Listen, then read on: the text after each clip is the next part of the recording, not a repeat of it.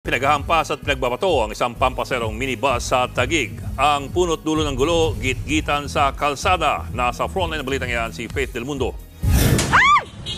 Sa video na ito na eksklusibong nakuha ng News 5, makikitang pinagbabato ng mga lalaki ang minibus na ito. Nangyari ito sa bahagi ng MRT Avenue sa barangay Pinagsama, Taguig City kagabi. Eksklusibo ring nakuha ng News 5 ang CCTV footage bago ang hampasan. Makikita ang bus na huminto at nagbaba ng mga pasahero. Ilang saglit pa, may dumating na motor. Bumaba ang angkas nito saka pinagpapalo ang mga bintana gamit ang helmet. Dumating ang iba pang lalaking nakamotor saka pinagbabato ang minibus. Saglit na natigil ang gulo, pero biglang bumalik ang mga lalaki. Pinagbabato nila at pinaghahampas muli ang sasakyan. Sugatan ng driver ng minibus, ayon sa kanya, hanggang 5 lalaki ang sangkot sa gulo.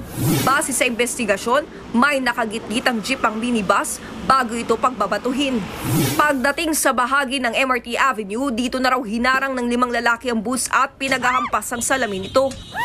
Jeep ma'am at saka bus yung involved. Yung mga motor, hindi ba sila totally involved? Parang nakasimpatay sila sa jeep.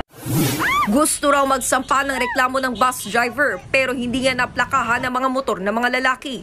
Patuloy pang pinaghahanap ng mga pulis sa mga nambato sa bus. Nagbabalita mula sa Frontline, Faith Del Mundo, News 5.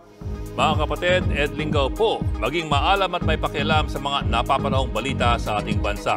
Para sa mas malalimang pagtalakay at paghimay sa mga issue at headlines, tumutok lamang at pag-subscribe sa social media pages ng News 5.